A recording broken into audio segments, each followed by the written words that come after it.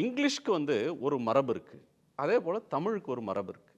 இத இதில இருக்கக்கூடிய சொற்கள, வாக்கியத்த அதனுடைய பொருள் மாறாம டிரான்ஸ்லேட் பண்றது அப்படின்றது ஒரு சேலஞ்ச். எவ்வளவு மொழிகளை தெரிந்தவங்களுக்கும் சில இடங்கள்ல அந்த கஷ்டம் இருக்கும்.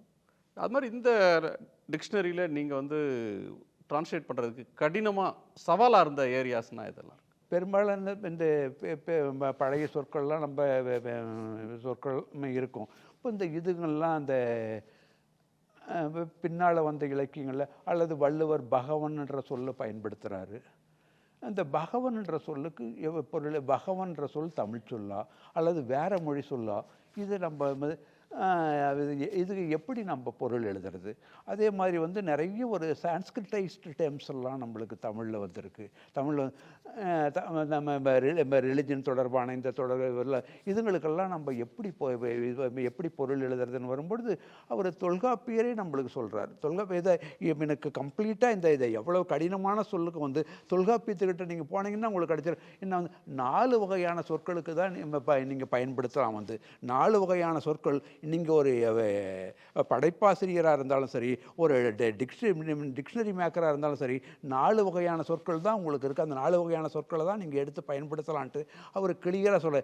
இயற்சொல், திரிசொல், திசைச்சொல், வடசொல், இந்த 4 வகையான சொற்கள் தான் இருக்குது.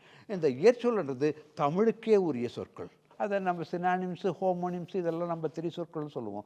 அப்புறம் திசைச்சொல், இந்த டயலக்டல் வேர்ட்ஸ் விட்டுறாதீங்க. பக்கத்தில் இருக்கிறவங்கெல்லாம் பேசுகிறத உங்கள் தமிழை கொஞ்சம் டிஃப்ரெண்ட்டாக பேசுவாங்க. அதே மாதிரி 80 கூட பேசுவாங்க. இந்த சவுத் ஆர்காடு அது மாதிரி ஏரியாவில் போகும்போது இந்த சொற்களெல்லாம் விட்டுறாதீங்கன்னு தொல்காப்பியரே சொல்கிறார் அவர்.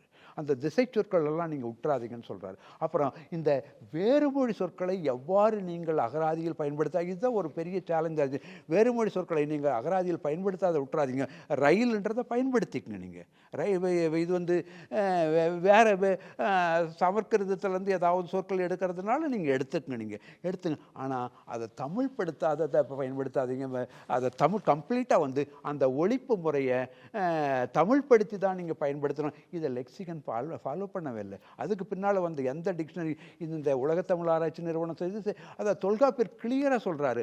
இந்த பிறமொழி சொற்கள் வரும்பொழுது அதை தமிழ்படுத்தி தான் நீங்கள் உங்கள் மொழியில் நீங்கள் ஒரு படைப்பாசிரியராக இருக்கலாம், ஒரு திறனாய்வாளராக இருக்கலாம், ஒரு லெக்சிகோகிராஃபராக இருக்கலாம், டிரான்ஸ்லேட்டராக இருக்கலாம். ஆனால் அது கம்ப்ளீட்டாக தமிழ்படுத்தி தான் பயன்படுத்தணும்னு தொல்காப்பியர் சொல்கிறாரு.